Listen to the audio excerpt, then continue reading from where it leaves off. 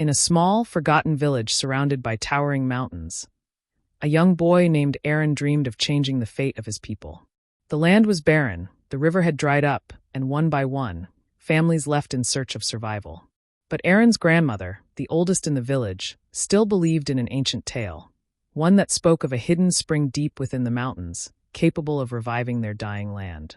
Every night, she told Arin stories of the forgotten spring. "It is said that only the one who truly believes can find it," she whispered, her voice filled with both hope and sorrow.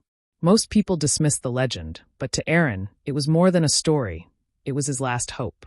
Determined to save his village, Arin set out on a journey, carrying nothing but a worn-out map drawn from his grandmother's memory and an unshakable will. The path was treacherous, with steep cliffs and unpredictable storms. The further he traveled, the more doubt crept into his mind. What if it's just a story, he thought. But he pressed on, knowing that turning back meant surrendering to despair. Along the way, he encountered a mysterious hermit who had once been a respected scholar before exile. The hermit saw the fire in Arin's eyes and decided to guide him, teaching him about the land's lost wisdom. "Nature speaks to those who listen," he told Arin, showing him how to read the wind, the stars, and the whispering leaves. Days turned into weeks, and just when Arin thought he was close, he was caught by a group from a rival village.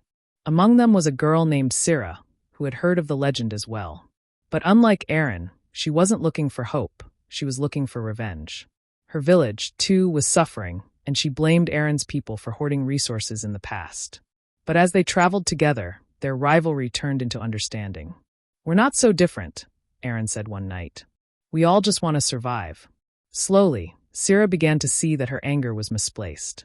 Together, they deciphered the final clue, an ancient inscription hidden beneath a collapsed shrine. At last, they found the spring, but unlocking it required a great sacrifice. The land demanded something precious, a life, a dream, a future. Arin realized that the choice was his.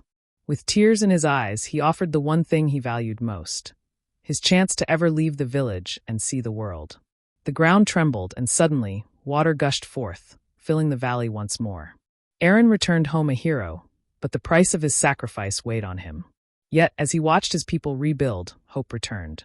He had not just saved a village, he had given them a future. Because sometimes the greatest journey is not in finding something new, but in choosing what to give.